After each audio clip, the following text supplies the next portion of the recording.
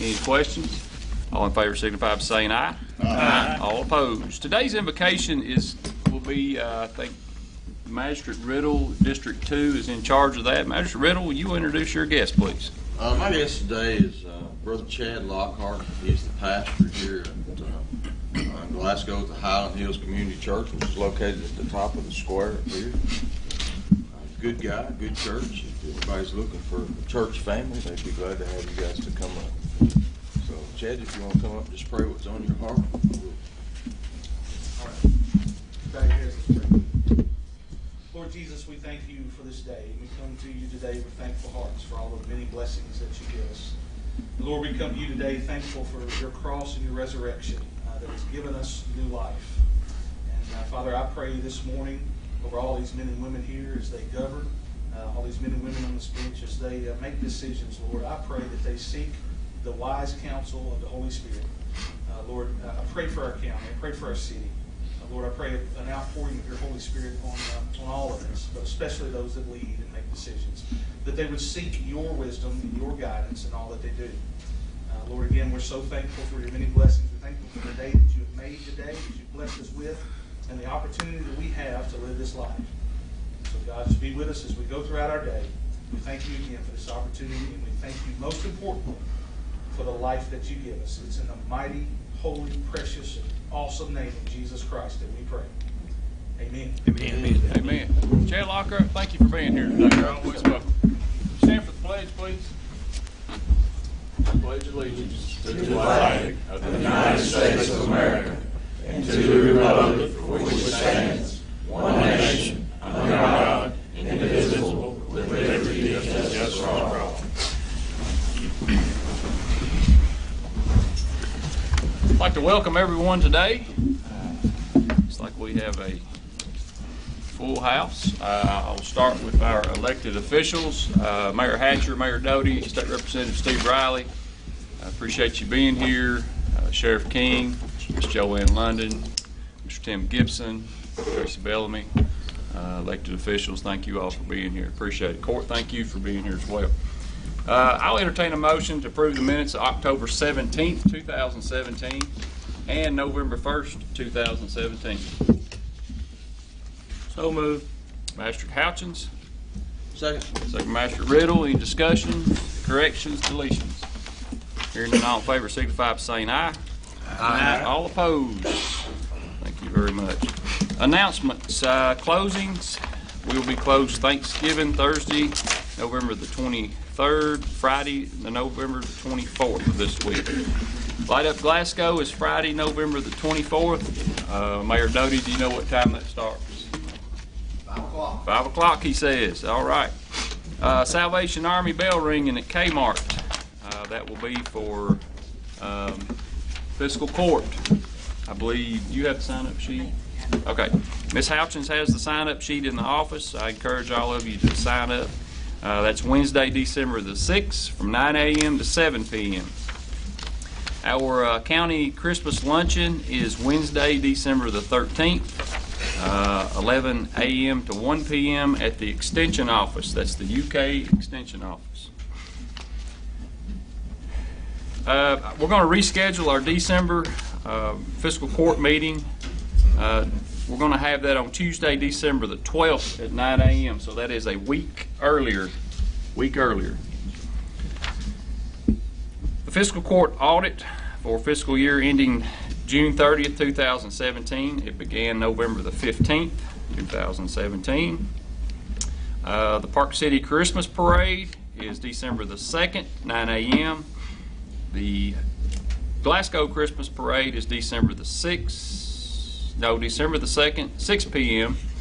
Cave City Christmas Parade, December the 9th at 5 p.m.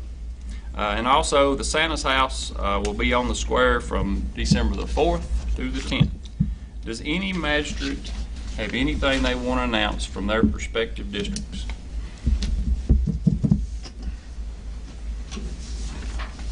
Okay, we'll move right along.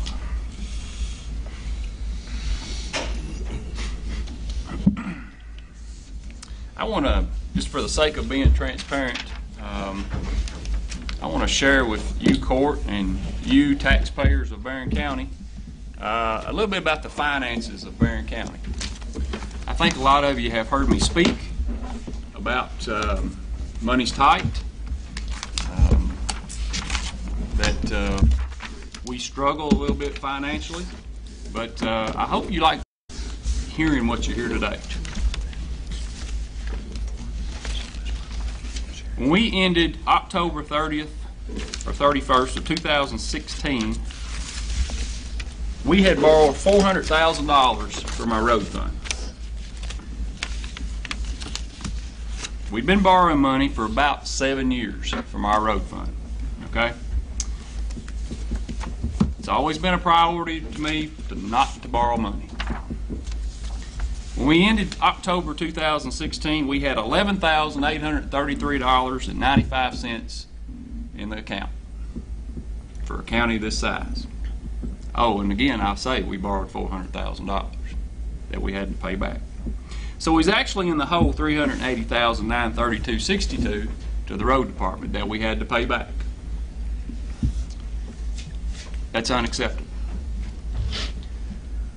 This year, October 2017, we ended the month, we borrowed $0, and we ended at $155,328.10. That's a swing of about $500,000. Now, I give credit to the office staff, our department heads, our elected officials, and our employees. That's why we are in the financial shape that we are today versus the swing that we've made. So if you see these employees, thank them, please. Please. Are we done? No, I'm not satisfied. Not satisfied at all. But I just wanted, for the sake of being transparent, I wanted you all to know that. So thank you very much. Also, which do you want to do? Okay, I have Mr. Eric Sexton here today from Brad office, and he's going to present a ADF grant check to Mr. Charles Kearney for Jackie Brown and Park. So if you all would like to go ahead and do that, I greatly appreciate it.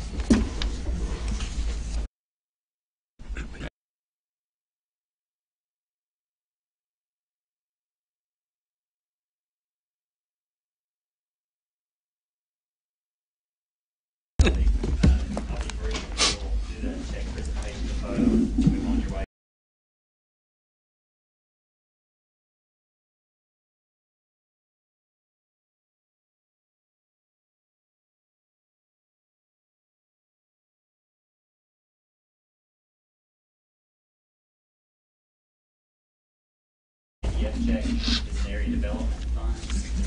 Those funds were appropriated by the General Assembly. So I asked Representative Riley to come with me today. Also, our Brad board chair, I don't know if many of you know this, is Mayor Dick Doty. So also Mayor Doty will come up to go with us today for the check presentation. Every county in the 10-county region is able to apply for this funding. Barren County's was split with K-City this time. So Barren County receives a check for $2,972 for the project that you mentioned at the park. So we're excited to present this to you today. This is our last of about 13. So we saved the best for last to come up here to Barren County this morning. So Absolutely. Thank you very much. That's up to media, wherever they'd like to have the photo taken. right here.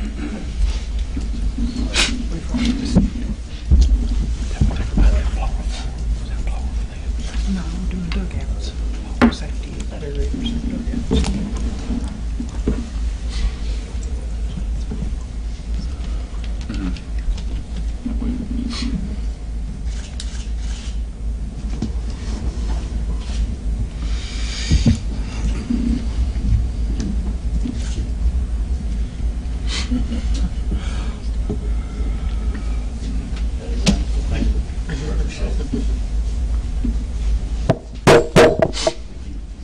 If I can make a comment real fast, Judge, Yes, sir. I just want to say I appreciate the job that the fiscal court and Judge Hale and all others have done to provide more opportunities for our young people. And I think this is an opportunity for us not only to provide opportunities for them, to put them in a safe environment. So thank you, appreciate it, and for everything you do. I've got to go. I've got a committee meeting at Frankfurt at 12 o'clock. So Thank you for being here. You're always welcome, Mr. Riley.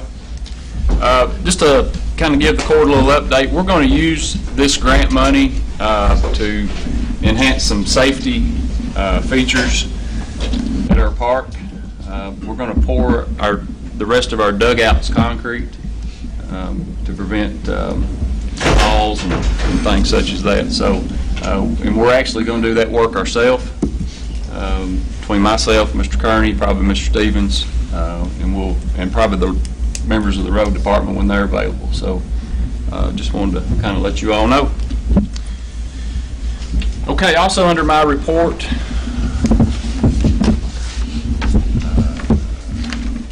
I have, okay, gotcha. Okay, well, I guess I'm done with my report then. Oh, I thought that's right. Okay, I need to ask, get a PO for the courthouse for the HVAC. That is for $4,430. And the AOC will reimburse us on this, but we have to pay for it up front. I need a motion. I'll make that motion. Master Couchins. Second. Second, Master London. Any discussion, questions? Is this for repairs? Yes, it's replace a blower assembly on boiler number 2. And I can give you a copy or whatever you need. Any more questions, discussion? Hearing none, all in favor signify by saying aye. Aye. All opposed. Thank you very much. Okay, next we have the jailer's report. Mr. Bellamy?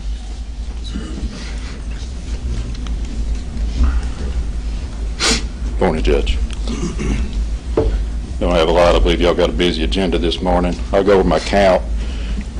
Allen County Jail, we have 1, Barren 82, Bullitt 2, Drug Court 7, Metcalf 12, Monroe 13, and 132 state inmates this morning. Now, I want to notice 2 of my deputies this morning. I sent them last week for OC training to become instructors. We try to do all of our training such as that matter in-house. It saves money versus paying somebody to come in and train us. I'm the firearms instructor, taser instructor. I have 2 deputies that are OC, and Lieutenant Smith and Chief Hayes are also certified in various areas. The notified court, if you drove by, you've probably seen it. We had a dug up section out next to the Sally Port. We had a hairline leak in our geothermal. But with Jeremy, road department, they've helped us and we got it rectified. Moving along. Jada Bellamy, I have one question. I'm not that familiar with the drug court. 7 exactly, is that a rehab program, or exactly what is that? It is a rehab program through circuit court. They'll have to, they obviously get sent back to jail if they obstruct in some form or fashion, fail a drug test, or not report to work, or not report to drug court. It's proved to be a pretty successful program. A lot of people has made it through it and moved on. Now, how long does that last? I have seen some ended up to a year. Okay. Thank you. Yes, sir. Any more questions? Okay, thank you. Thank y'all. Appreciate it. We need a motion to acknowledge receipt 2016-17 jail commissary report. You should have that in your packet. So moved. Master Gowan. Second. Master Riddle. Any questions, discussion? Hearing none, all in favor signify by saying aye. Aye. All opposed. Sheriff's report.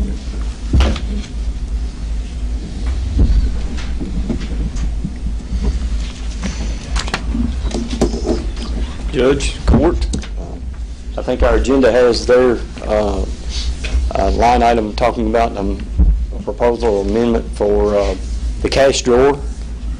I don't have the agenda in front of me there, but I think that was for some change to be on hand in order to facilitate changing of of monies there at the counter.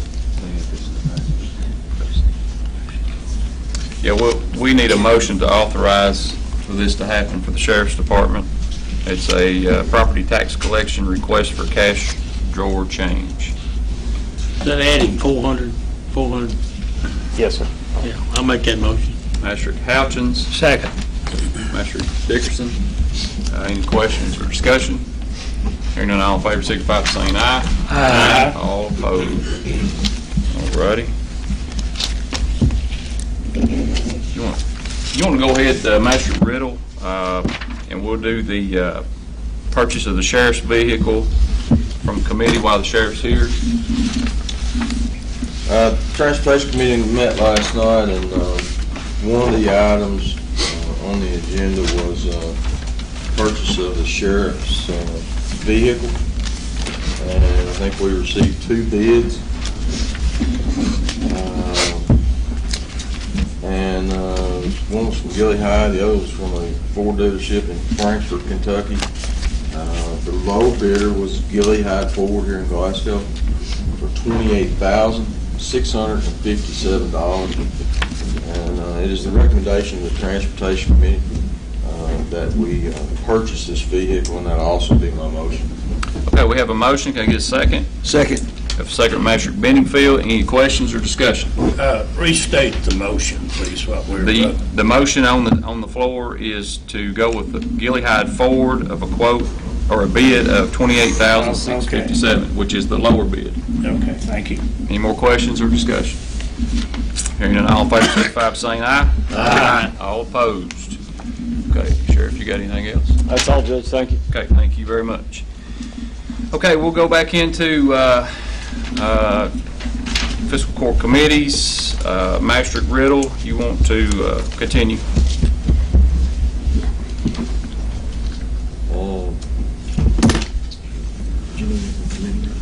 We didn't have a meeting today. Transportation Committee met here last night. We had 3 items of business to discuss. One, which was the sheriff's vehicle we just addressed. The other 2 was the Windermere Bridge project and some mowing equipment floors. We have several recommendations here, and I also have a petition from the folks at Windermere that I want to read. And I'll start out by saying that our first, on the Windermere Bridge project, our first recommendation is that we rebid the Windermere Bridge with a new scope of work and new specifications, and that will be my motion. Okay, we have a motion to rebid the Windermere Bridge project. Second. Second, Master Benningfield. Any questions, discussion? You Hearing can none, go all over the specifics, Trent, about what the changes are, or Well- you're just going to give it to the people, and the people that are bidding will come up with it? No, we're going to furnish the bidders with a very detailed scope of work, and we're going to furnish the bidders with some new specifications and some bid documents. Okay. And these bid documents we furnish them will, if and when they're filled out correctly, they will automatically itemize their bid so that we know the cost values of some of the things that was in question, like the center pier, parapet walls, and things of that nature. Okay. Any more questions, discussion? Hearing none, all in favor, signify by saying aye. Aye. All opposed. Our second recommendation on this Windermere Bridge project is to we're wanting to try to leave the abutment walls and leave the center pier for 2 reasons. One, obviously, is cost, and the other is to expedite the process. There's only one way in and one way out of Windermere, so we're going to have to build half of this bridge at a time, rebuild half of this bridge at a time. So our second recommendation is that if we're going to try to leave these piers, the center pier and the abutment walls, the second recommendation is that we contract with an engineering firm to perform tests on the existing bridge abutments, that's the 2 walls on each end, and the center support pier. And that would be my motion.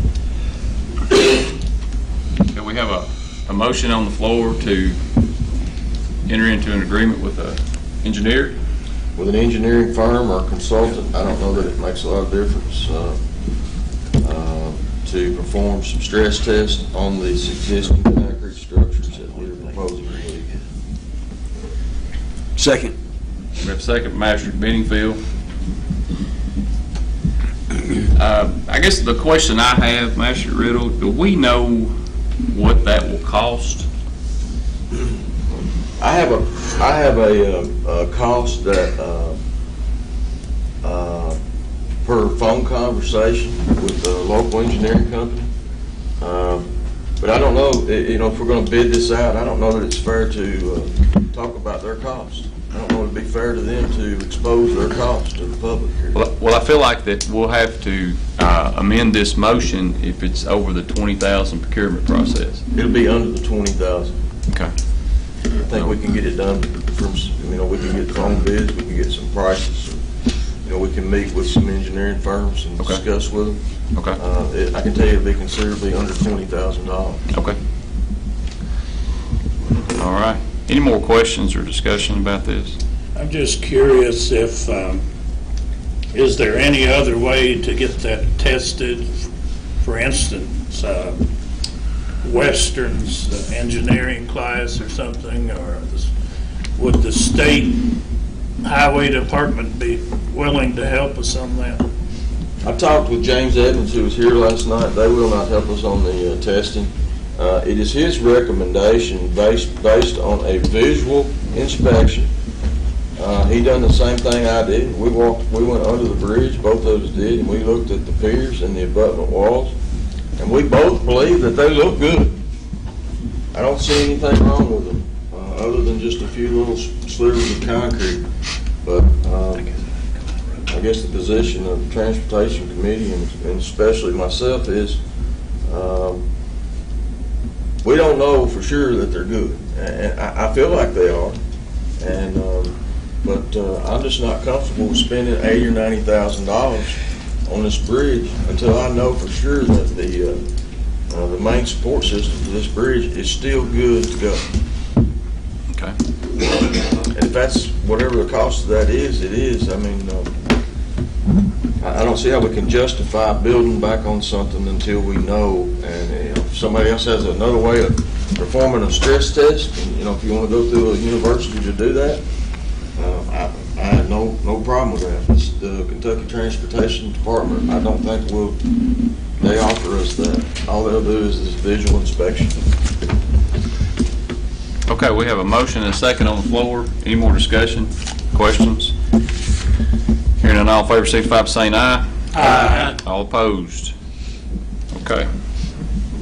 Yeah, I'm going to stop right there, and we're going to come back. But I'm going to read a letter of petition from the residents of Windermere. And this has to do with this deals directly with this bridge, and it has to do with the aesthetics and the look of the bridge as it exists. And so I'll just read their petition here. If I didn't see it, I picked up the wrong reading glasses. So, as residents and owners of property in Windermere subdivision, we want to express, as a group, our desire to have a replacement bridge installed that is similar to the existing bridge in design and appearance. The current bridge was installed during the development of the subdivision and maintains the theme of the entrance by using stone veneer walls and lights on each corner. We believe these elements are needed to provide safety to users due to the absence of other lighting in the area, along with the aesthetics that help maintain the property values of the neighborhood. For this reason, we request that the bid specifications be replaced for replacement or repair of the bridge clearly specify that it is to be constructed in a manner that replicates the existing bridge by including stone veneer similar to the stone wall at the entrance of the subdivision and lighting similar to the existing lighting that is currently on the bridge. And we have a representative from Windermere, Mr. Jimmy Botts, would like to stand up and speak a little bit on behalf of the stone and the lighting on this bridge. Thank you, Judge and Managers. Agree with Chad this morning. I'm glad that he reiterated the reason for our season at Thanksgiving. We do appreciate your work. I love hearing the balance report, and again, just appreciate you guys. Yes, very well said. I was going to read that, but he did that for us. Won't bore you with that. We represent about 20 families in the Windermere subdivision. I was recently elected president of that. Mr. Tommy Elliott wrote this letter, did a great job. We have unanimous support to try to keep that bridge in the similar like structure. We're all about conserving taxpayer money, and we understand those beliefs and concepts. We agree with that. We just feel that we just want to maintain that type of setting that was previously established. We're not asking for any extras. We was at the Transportation Committee meeting last night. We're willing to give some ground on some solar lighting issues, and we don't have to have the electrical issues. We just like that to have the aesthetic look of that, and also make sure we have the lighting, provide the safety of our residents in that area. So we just urge you to give consideration to this request, and it may be proper to, at least on the bidding specifications, we would at least ask that they be bidded with those options. If you guys cannot decide to come to that conclusion, you want to help on that, we would like to see what that would cost as well, and maybe add a couple of bidding specifications. So we just strongly urge your consideration, and we appreciate your support. Thank you, Jimmy. Thank you. So, the Transportation Committee did come up with a recommendation on this, and you know, I think the judge was writing some of it down on his phone as we was going along, so you might want to correct me if I'm wrong, but I think the recommendation of the Transportation Committee is that we're not going to reuse the 110 volt lighting that is there. There's some concerns about the possibility of somebody being on the bridge, children playing down there and getting shocked, and of course it's in a little rugged shape right now. But the recommendation of the Transportation Committee is not to go back with 110 lighting. The recommendation of the Transportation Committee is not to participate in the cost of the lights themselves. However, we agreed as a Transportation Committee that we would work and try to help coordinate with the Homeowners Association to incorporate light fixtures which they will furnish, and we will coordinate with the contractors a mounting device to mount these solar light fixtures on the bridge at the cost of the Homeowners Association. We would, and our role in this is to help coordinate and to make sure that it gets that the mounting bracket, that the receptacle that is needed for the light fixtures will be installed. So how do you put that in a motion? We have a, if that's what your motion wants to be, we have a motion on the floor to assist with the Homeowners Association with some type of lighting, solar lighting? Solar lighting. Okay. During the process of the building of this bridge, that's the best I can sum up what you said. I don't think there's any cost of this involved in us other than maybe helping with the bracket. I mean, sure. A little labor with the contractors, a little bit of coordination. Are we good with that, Jimmy? Yes. Okay. Have a motion. Do we have a second? Second. Second, Master Gillen. Any more discussion? Questions? That's going to be that's in the original bid spec. That's not an add-on. Is that right? No, this will be the original bid specs report was for the bridge to be relit the way it was. But the new bid specs will say The new have bid that specs in there. will include this in there. It will include the information. The Homeowners Association will have to pick out and identify a light. They can either provide us with the light of the shot drawing of how we mount this light, and we will proceed. We will pass that on to the contractor. So that's not going to be an add-on when we read the bids whenever we read the bids. That's not going to be okay. That's in the original specs, no add-on. That's to be put in when they bid the rest, or when they bid putting the deck on. That's not going to be an add-on. That's just going to happen. No, I don't think there's going to be any cost value there. And I understand that. I just want to clarify. I think what we agreed to was they would purchase the solar lights, and then we would work with them on getting them installed by the contractor. As There was a they build mention that there would be bridge. some add-ons when we bid it by the contractors. I don't know what those add-ons are, but this is not. I just want to clarify that. Okay, I'm confused now.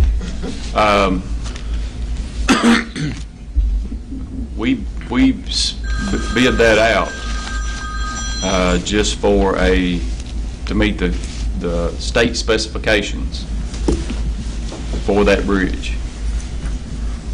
Now, I guess I'm confused about the add-ons. Well, I think some of the contractors had lighting in their price, relighting the bridge. Some of the contractors, I think, did not. One of them did not. The other two did. Okay. That's where we're talking. That's where the add-on factor comes in here. Okay. All three of them did not have that. But that's, at this point, what will be in the specifications for the contractors to be made aware of is a simple receptacle that they will place inside the concrete to receive their light fixture. And that'll be in the scope of work of the new? That'll be in the scope of work. Okay. The new specifications in the new scope would be included in the new scope of work. Gotcha. Thank you very much. Any more questions, discussion? Hearing none, all in favor, signify by saying aye. Aye. All opposed? Okay. The next item, the next recommendation we have is pertaining to the stone veneer.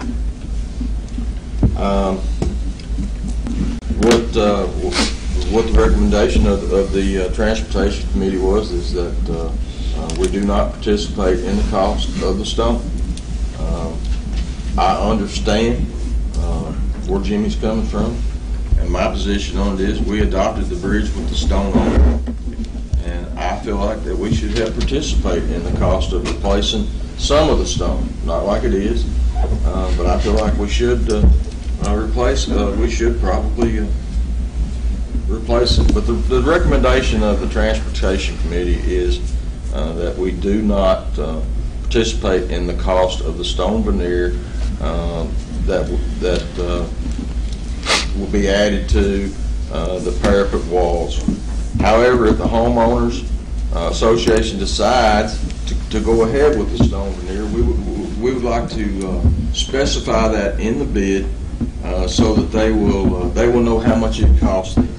And if and there has to be some there has to be a little bit of design work as far as whether the bridge will be whether these parapet walls or barrier walls. They have to know in advance whether they're going to have stone on them or not going to have stone on them. So we want to make them aware of the fact that we want them to bid this two separate ways, with stone or without stone. Okay, we have a motion on the table, which is a recommendation of the Transportation Committee to not participate in putting the stone back on the bridge. Do I have a second? Second. Second by Master London. Any discussion? Just to clarify again, that is going to be an add-on. When they bid, they're going to bid with stone veneer and without stone. They will bid with stone veneer and without stone veneer this time. Okay. And at that time, the homeowners association will have to meet with them and decide that if they're willing to pay for that, or we can decide today if we're willing to pay for any of that.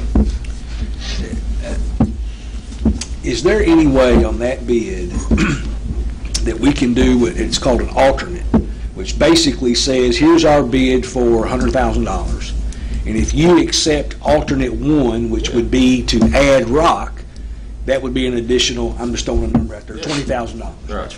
At that time, we all have to vote on whether we're going to do the rock or not do the rock. Right. It gives the homeowners an idea of what the additional stone is actually going to cost, should they have to do it. So my recommendation is we don't actually make a motion on accepting that we'll pitch in on the stone or not, that we do that once we get the bids in and look at the cost, and at that time we all vote on the bids. I think it's a good idea. So I retract my motion if I made one there. Okay. Master Bennyfield, do you have a motion? Yeah, I make a motion that obviously we're going to give out the scope of work, and that we add an alternate of the bidders to give us a cost of what the additional price would be for them to do the stone work. Okay, we have a motion on the floor. Got your second? Second. Second, Master Riddle. Any more questions, discussion? The only request I would make is Transportation Committee, would you please include Jimmy Botts in your negotiations? Thank you, Judge. Okay. All in favor, signify by saying aye. Aye. All opposed? Passes. The other item of business that we had last night was a gas-powered, it's like a leaf blower, except it's a lot bigger. It mounts on the back of a pickup truck. It follows along behind they use it to follow along behind the bush hogs when they're bush hogging the right-of-ways, and it blows the grass off the road. There is no recommendation there on that. What we're going to do is just hold off on that a little bit and explore some other options. Is that correct, Jeremy? Yes. So there is no recommendation on that at this time. I second. We don't have a motion. Don't have a motion. Judge, do you mind if I make a comment? I want to commend Magistrate Riddle and the Transportation Committee. Hold on a minute, Mr. Dickerson. I'd like to Okay. commend the Transportation Committee and the Homeowners Association of Windermere. I know this was could have gotten to be a contentious project, and I think you all have gotten together and done a wonderful job. So I just want to commend both parties for that. Thank you.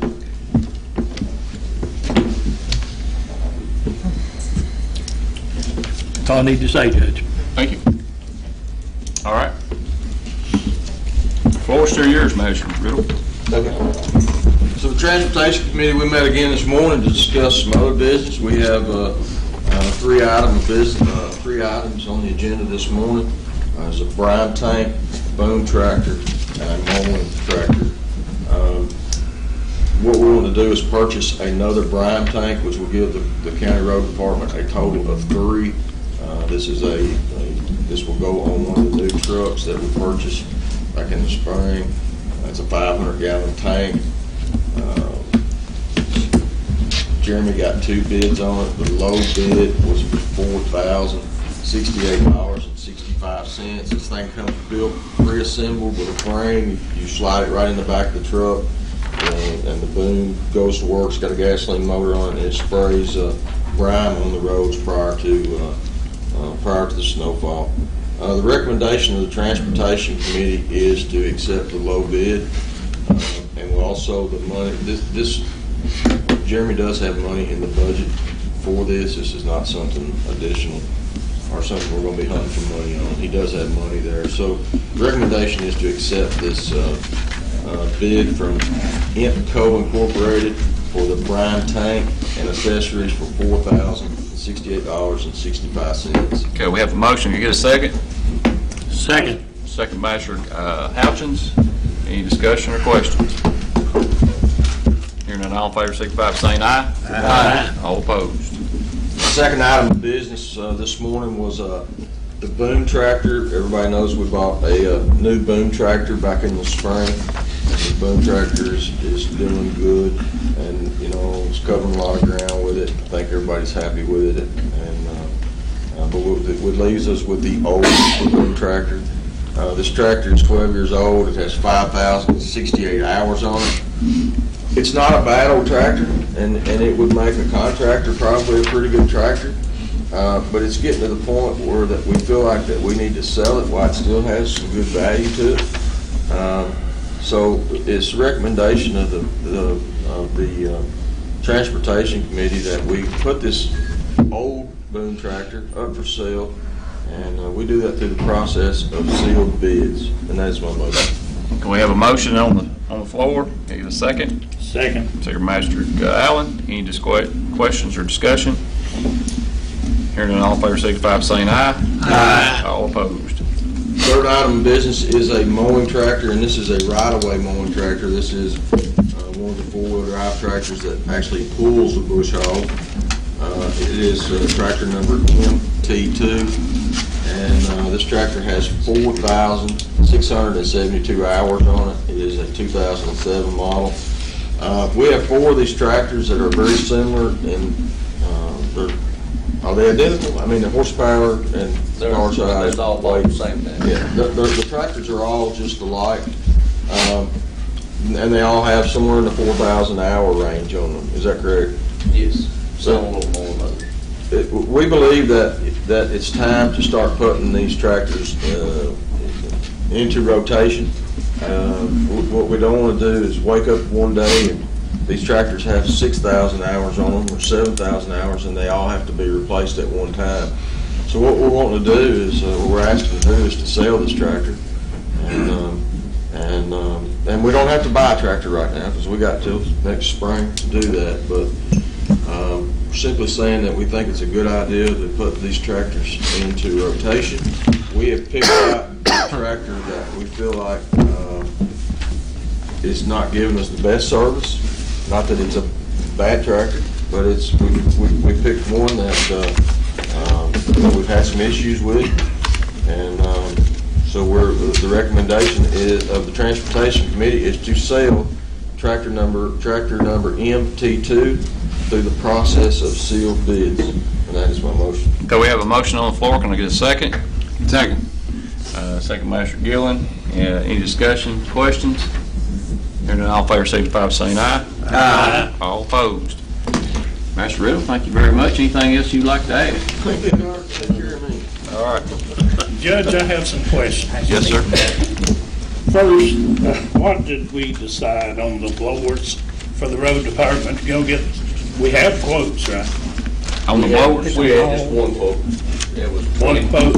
One quote. It was $2,200 for a blower, and we decided to check in and get several more quotes to make sure that was beneficial. And this, thank you, Jeremy. Yes, sir. This other question, I had talked to Magistrate Riddle about it. There are some people down near Park City that's wanting a four-way stop put in, and it involves putting stop sign on a state road. And I talked to, I guess, was the main engineer down there, and he said the only way that they could do that was for us to make a resolution. The fiscal court make a resolution, and then he would consider it. So I would like to request that Magistrate Riddle follows up on that. He's been down there, I think, and put it before the Transportation Committee and see if we can get a resolution passed. Thank you. I went down there and looked at the road, and I see your concerns, and I understand what the people down there that are using that intersection. I understand how there could be some problems there. The Transportation Committee has not met and discussed that. I think that you and I discussed it a little bit, and if you want us to call a meeting and discuss that, we will, or we can take care of it right now. I think that the conversation that you and I had, to put up a stop sign there, first of all, it's a state road, and we're just asking them, would they put up a stop sign? I don't know if they will or they won't. But I think you and I talked about one of those signs that says blind entrance, and I noticed there's one over here on Homewood Boulevard that has, on a city street there, that has it simply says blind entrance, and it's lit around the edges of it with solar lighting. I tell you, I'm gonna stop the conversation. This is a conversation for another day. So Okay. if we want to do our homework on it, bring it to fiscal court, we'll vote on it, and we'll try to get something done. So, Master Allen, no disrespect to you. Master Riddle, no disrespect to you. I just ask you all coordinate that with the state or whoever you need to coordinate it with, because we've got to move on here. Okay. And any more questions, Master Allen? No question. Okay, thank you. Continue old business, ordinance 604, 2017, S1 supplement of County Code of Ordinances. This will be second reading, so I'll open this up for a public hearing for comment or any discussion.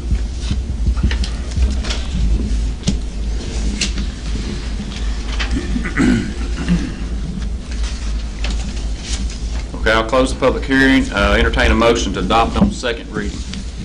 So moved. Master Gillen. Second. Second, Master London. Any questions, discussion? Hearing none, all in favor, signify by saying aye. All opposed. Ordinance 605, amendment to the alcohol beverage control ordinance. I will also open this up for a public hearing for comments, questions.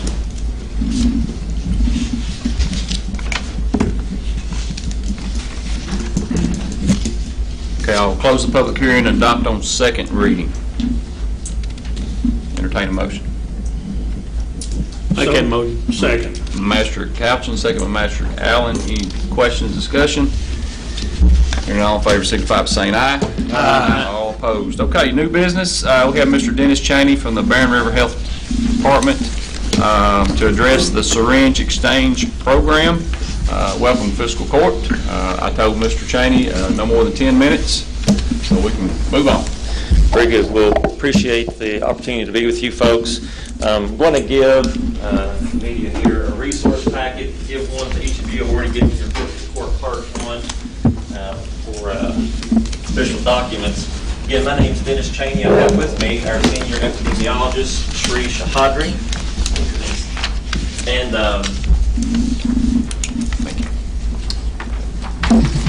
what I'm going to do is take just a couple minutes to summarize the law as it relates to Kentucky and the ability for communities across the state to actually put into practice a syringe exchange program.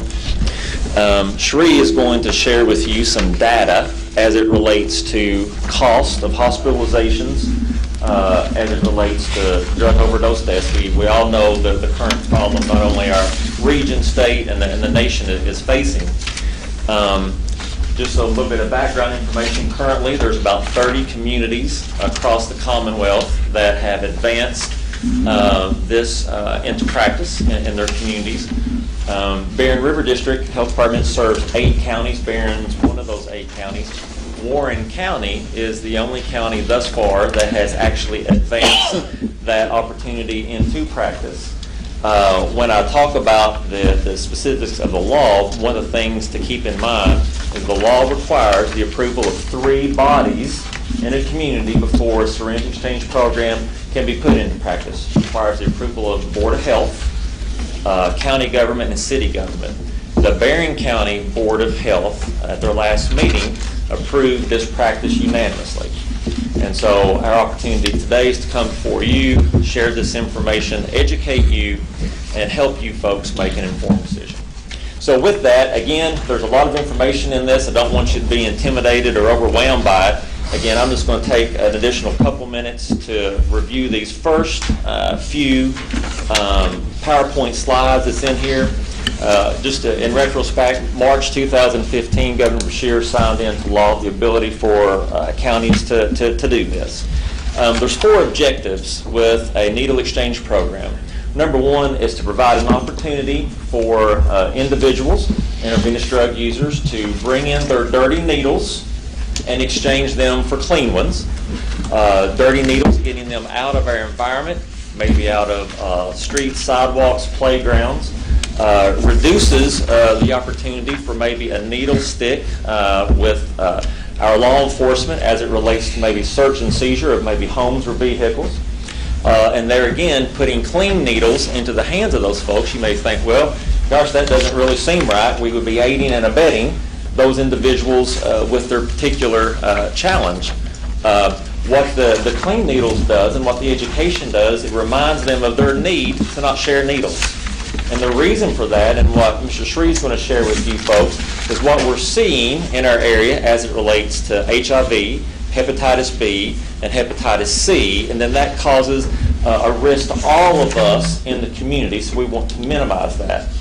You all might recall that the whole reason that this even came before the Kentucky General Assembly in that spring 2015 is that in Scott County, Indiana, about 60-some miles north of Louisville, Kentucky, on I-65, in a very, very small community, actually about the size of Metcalfe County, their health department noticed an increase, crazy increase, in the number of HIV cases being reported. And when those communicable disease team nurses started investigating that data, they found out that the root of the problem was needle sharing amongst their drug-seeking community. And so that was the reason that that happened in Kentucky. So I'll share with you 2 objectives. Dirty needles in, safe disposal, clean needles back out. provides an opportunity that if I were to be one of those individuals and I don't know my HIV status, hepatitis B or hepatitis C, then they can get testing while they're there during that exchange. The fourth objective is to make them aware of resources in the community and region that they can get plugged into to address this behavior and hopefully get clean and restore back the quality of life that we as a community would all seek for these individuals. What's some of the challenges of this? Well, trust. I can tell you when we first started the program in Bowling Green and Warren County, it started in August of 2016, and we went for about our first 3 or 4 times of offering this on Thursdays from noon to 4, didn't have one person. And there's a lot of trust that has to happen to make sure that it's not a sting operation, and that folks can believe in the process and believe in the program and trust. And at the end of our presentation, we'll share with you some specifics about what we're seeing in Warren County. The law allows for folks to make an exchange look like this, a one-for-one exchange. I bring in 10 dirty needles, I only get 10 clean. Or I bring in 10 dirty needles, and maybe it's a 2-for-1 or a 3-for-1. And then maybe in some communities, as in Louisville, they don't require an exchange. You just bring in dirty, and based on your use, then you can get clean back. The Board of Health in Barren County, and this is the way it is in Warren County, their motion was to require one-for-one exchange. They wanted to put some accountability to that. So with that, I'll also just mention to you that part of this law allows for easier access for the community to have to what we call naloxone, or a reversal agent for individuals that might be found in a respiratory distress state as it relates to overdosing. And so we've worked hard, particularly in our area, to get those naloxone kits available specifically for law enforcement. So with that, I'll stop and I'll invite Shree to come, and he's going to point out a few data elements for you to consider as you think through this opportunity. Thank you very much for letting me talk. If you look on page number 5, with regards to the hospitalization, so the total number of hospitalization between 2000 and 2014 was about 5,741 due to drug overdose. And if you look at the cost of drug overdose hospitalization in Kentucky, it has been $150 million between 2000 and 2014. In Barren County, between 2010 and 2014, we have had 232 people who have been hospitalized due to drug overdose. And then if you look at T.J. Sampson Hospital, ranges from at least 53 to about 40 people who have been hospitalized between 2009 and 2014 due to overdose hospitalization. And the number of deaths due to overdose in Kentucky in 2015 was 1,219. The number of, and bulk of them, 1,100 people, were unintentional. It was not like they were trying to suicide. The number of overdose deaths in Barren County in the last 5 years has been 27. So Barren County numbers are 27 between 2011 and 2015.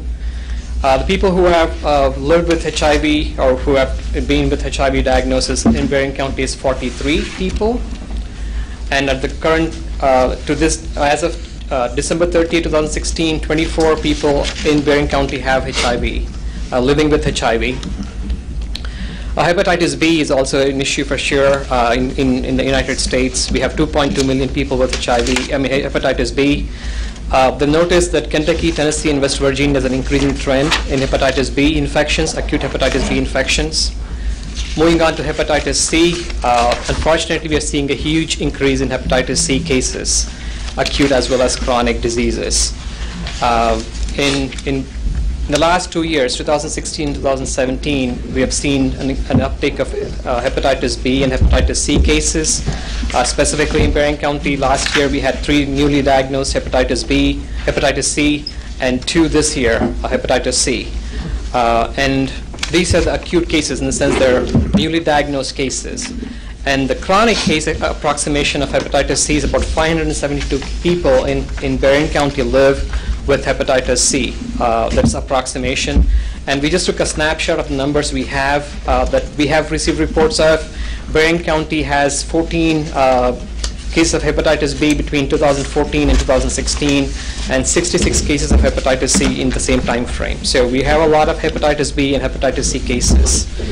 So it really kind of encourages to look at, the main source of infection or transmission of infection is injection drug use and sharing of needles. Of course, sexually transmitted disease as well, but the bulk of the transmission happens through injection drug use. So the key question is, are syringe exchange program helpful? So some of the resources that we have provided in the handout says syringe exchange program protects law enforcement personnel from needle stick injuries, especially when they're doing some inspections or crawling down. Syringe exchange programs promotes public health and safety by taking syringes off the street. It could be for both public and our public work employees. Syringe exchange program do not increase crime or drug use. There have been a lot of different people who have mentioned that. And then the U.S. Surgeon General mentioned that the syringe exchange programs are widely considered to be an effective way of reducing HIV transmission among individuals who inject illicit drugs, and there is ample evidence that the syringe exchange program also promote entry and retention into treatment. So just not to get the needles, but also to kind of motivate them towards going towards treatment and hope they would lead a better life. And the huge question which comes to us always is about the money piece of it. Is it cost effective? So the cost of one syringe is about $1, 97 cents to be precise. And an average user uses about 1,000 times in a given year. So you're looking at a cost of $1,000 per person. But the lifetime cost of treating one case of HIV is around $618,000. Hepatitis C treatment can range between $100,000 to $300,000. This is for one person. So you can see the big difference in just the cost of treating these people with the disease. And the bulk of them don't even know that they have the disease. That's a sad reality, because most of them are asymptomatic, but by the time they get diagnosed, it's too late. They may need a liver transplant, which can run in millions to really treat them. So the success stories we have had in Bowling Green, we have had this program since August 2016. We had about, people have got, we have had 55 different individuals who have come in to our program. We've had about they've brought in 8,000 needles. We've given out about 8,750 needles out. We've at least had few of the success stories who've gone into rehab. And then there's some of them who have shared some of the stories with our people who helped with this program. They say one of the clients disclosed that she had overdosed while at work and with the intent of not waking up. At her last visit to the clinic, she said that she brought back one dirty needle and asked for none. She said she wanted to get back her life. So these are people in our community who are in workforce. It's just not the people who we think or we are portrayed as drug addicts. These are people who really who are in our workforce, who want to have a better life. One of the example was a dad who has lost his kids because of his drug use, wants to get custody of his kids, and now he's participating in Suboxone treatment facility. He's working towards a clean drug test and wants to at least have supervised visits. So this program is helping them, apart from just the drug, needle usage, trying to get them clean, trying to get them to treatment so they can live a better life. Okay, I'm going to stop you right there, and I appreciate your information. Here's my plan. Once again, it's a lot of information for us to absorb this morning. I want to put this, and I have specifically invited Chief Howey to be here this morning. He was gracious enough to send Captain Lowry here. I have Mr. Sheriff Keene. I also have Drug Task Force Director Ron Lafferty. I'm going to task the administrative committee to work with these three folks and you to learn more about the needle exchange program, and come back in December. If you can in December, come back in January if you can gather information for us. I feel like this is a lot of information that we truly need to know the facts before we make a decision on this. So, Master Benfield, you be willing to take that on? No. Okay. I'm just kidding. All right. Not a problem. Not a problem. All right. So, Master Benfield will be your contact, and he has two other masters that sit on this government body. And once again, thank you all for coming today. Thank you. Okay. Okay, next we have the Barren County Ambulance Taxing District Board to address the bonding requirements. We have Mr. Martin Peterson. Sir, if you want to take the podium. Thank you, Judge. I appear here this morning as the Vice Chairman of the Ambulance Taxing District Board that was created the first part of this year. And we asked to be on the agenda because we've really need some guidance, instruction, or perhaps some changes as far as the two ordinances that refer to the requirement, which there's no issue about that we need to provide some type of bond, a surety bond essentially. But exactly how we're going to do that is what the issue becomes. In Ordinance 587, the court stated that the board shall provide a bond for all board members as provided by law. The important part of what I just read was for all board members, and I'll get back to why that is of some importance. Ordinance 589, which followed, that first was back in December of last year. 589 was approved by the court on March 21st of this year.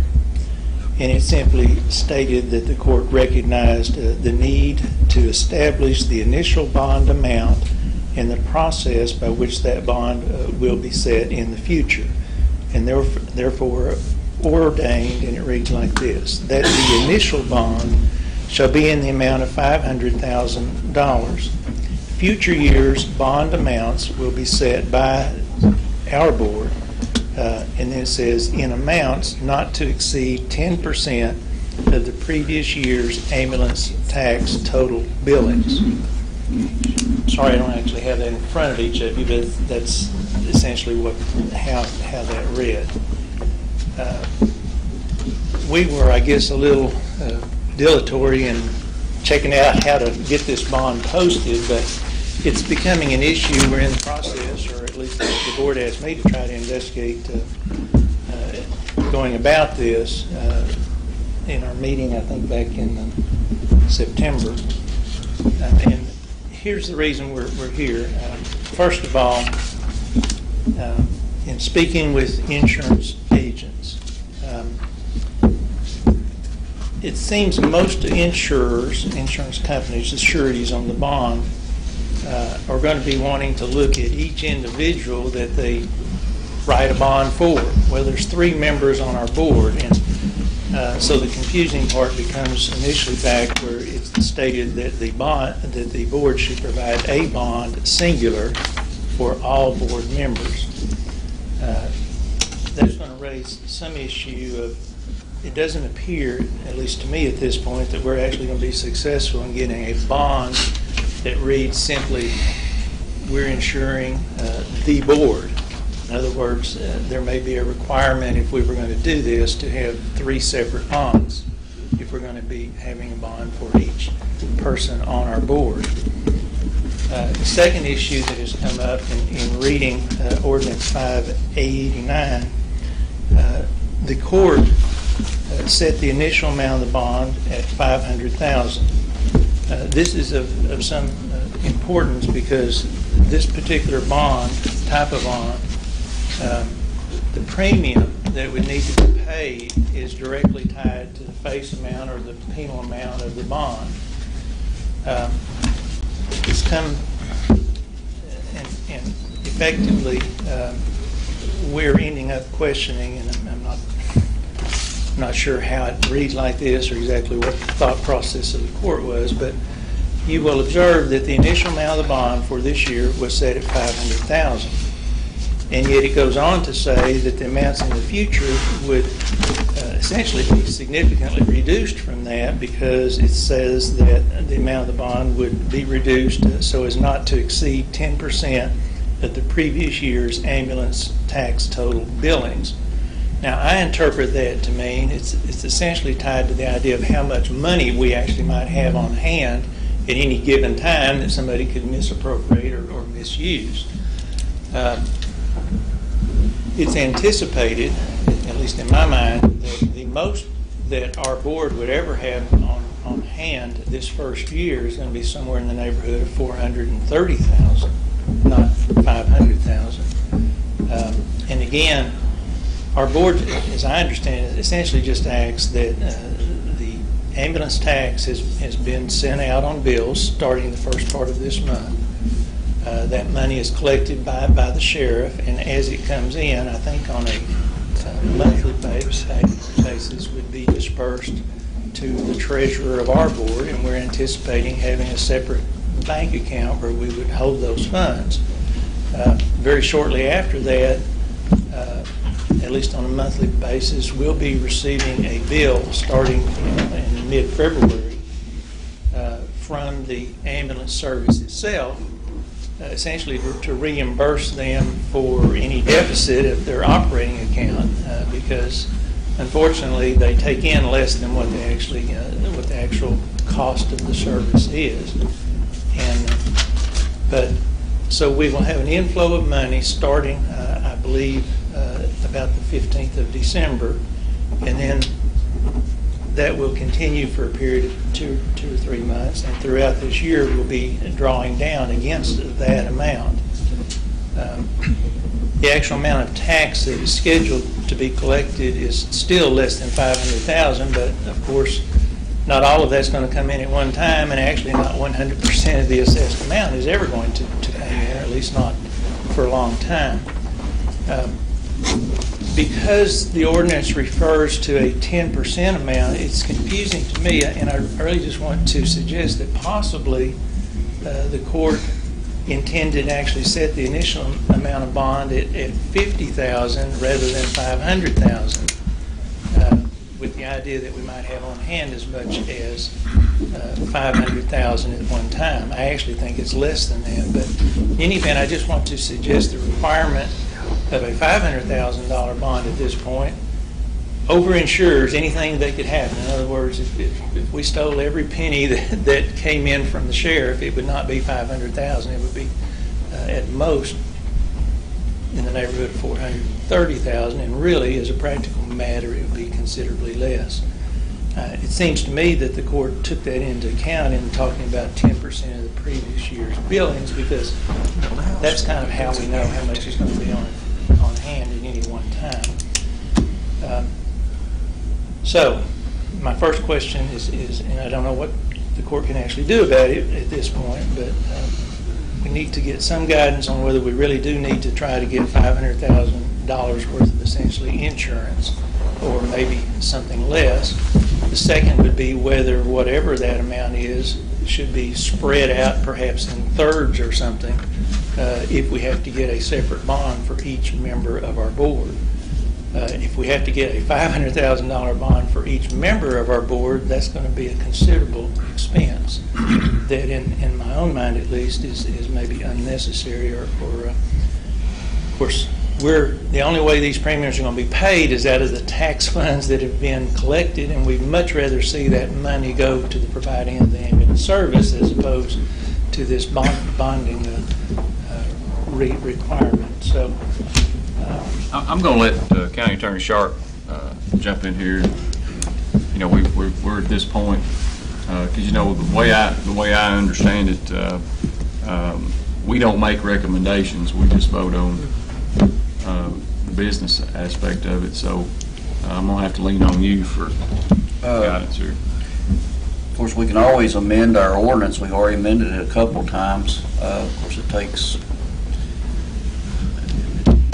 some time to get that done, and that may not be done by the day y'all start receiving monies. What's your recommendation? How it should be changed? If you think it should be changed? Well, if we had a commitment that this change is going to be at least started, it might not actually be completed by the time we have to post a bond. But in my mind, if we know where we're headed, we could go ahead and get a bond in place to meet the ultimate requirement, even though it might technically vary from, you know, the ordinance as it exists at this time. Just one other thing I want to mention too is it seems to me that the bond, and I believe I tried to use as an analogy both the extension board and the library board. they're somewhat similar to us in that they have multi-members, but they have to post a bond.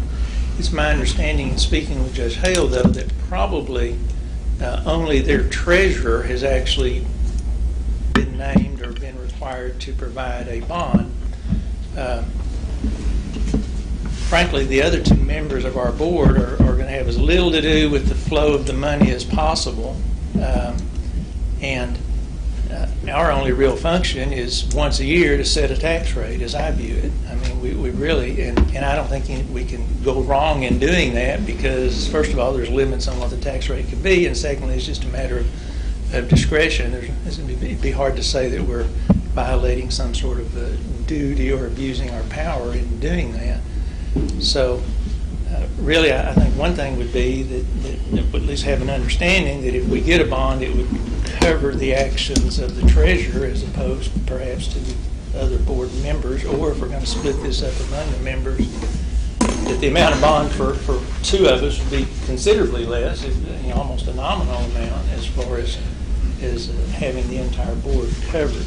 But I just want to suggest that the 10% amount seems to be a much more reasonable figure, and if we assume that we're going to have, let's say at most, 350 to 400,000 actually on hand at any one time, that we talk about 10% of that amount as being the penal amount of the bond.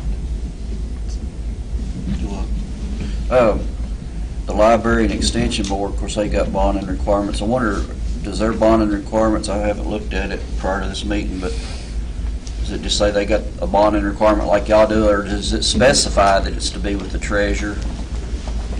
Frankly, I haven't researched that, and it only occurred to me that we consult with them to see, in trying to get our bond in place, see what they've done to meet their My bet is it reads just like requirements. y'all's, and they just treat it, as it's bond and the treasurer, and we don't want to have access to the money normally.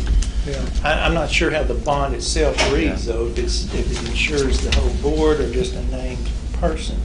But you said you don't think you can get a bond to insure the whole office. Yeah, You think it has to be individual. Yeah, I think the insurance companies essentially view where we're really insuring action that any individual could take, because we generally don't act as an entire board on, even the majority of our board could take action as opposed to the entire board. But the other thing that I ran into is most of our public officials, for example, the sheriff, whoever, has a bond, but it's just in the name of the sheriff, an individual. And the thing I ran into, they have filed what's just called a public official bond. Well, the first thing I ran into in trying to arrange for our bond was we're not elected public officials, we're appointed.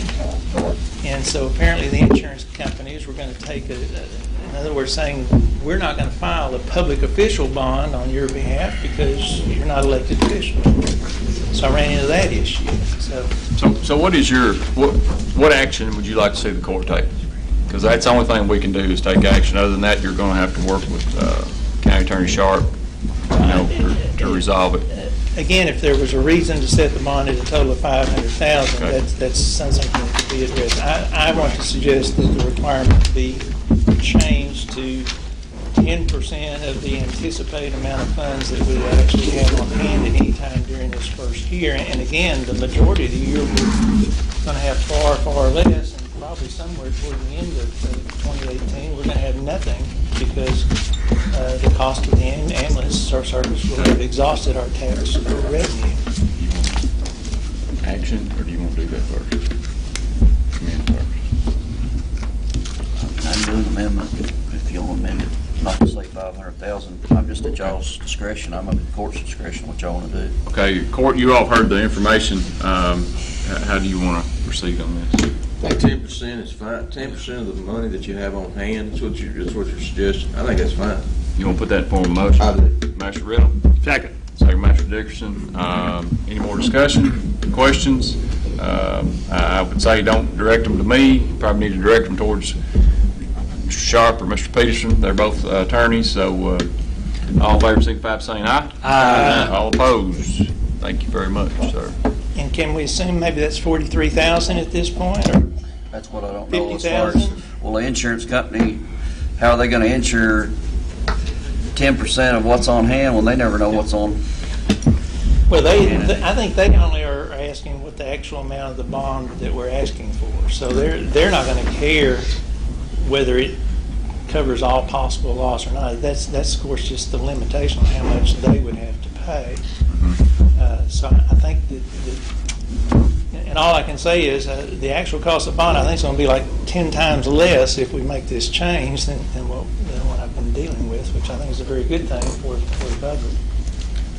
But I'm thinking even 50,000, if we're going to use the 10% as the guideline, is too high, because we're never going to have 500,000 on deposit this year, and probably not for a few years to come.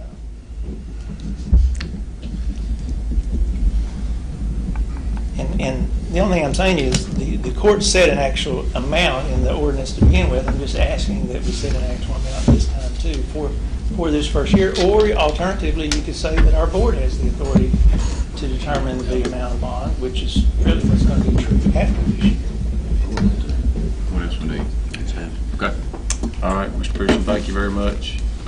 Or did you want us to take more action? I mean, You want to say $45,000? Well, your motion just said 10%, and you're saying, and I just need to know what 10% is. It'll say $45,000. Second. Got a motion second. Jeff, you have anything you want to add to that?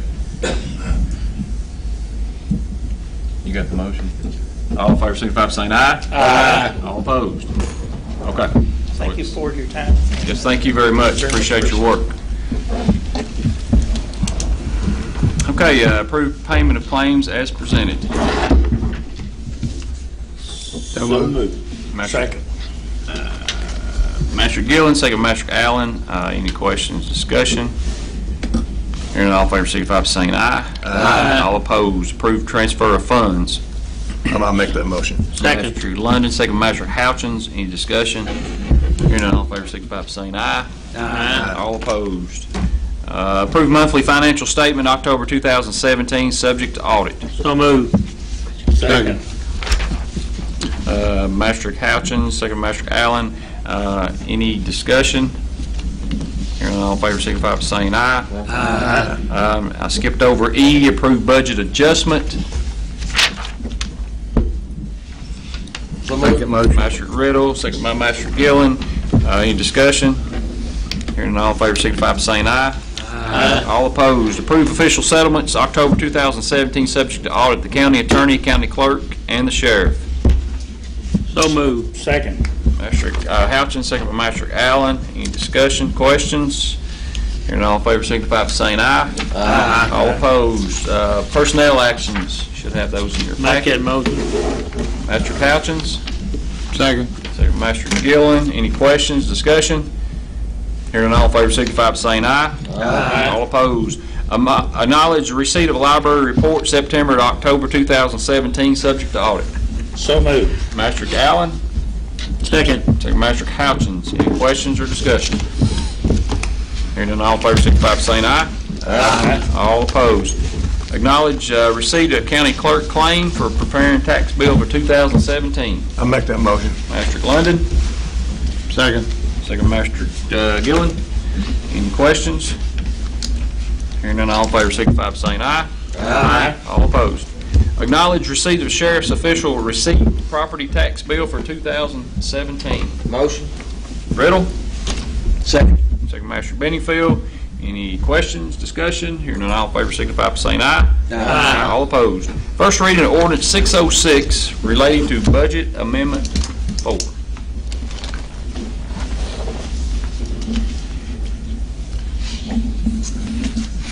I need a motion.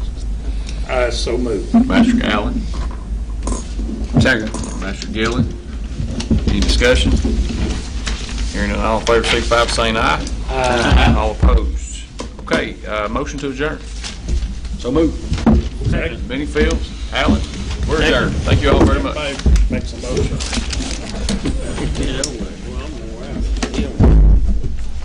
So everybody make the motion. I think it was said that you were here, I guess, the group that's going to be looking at.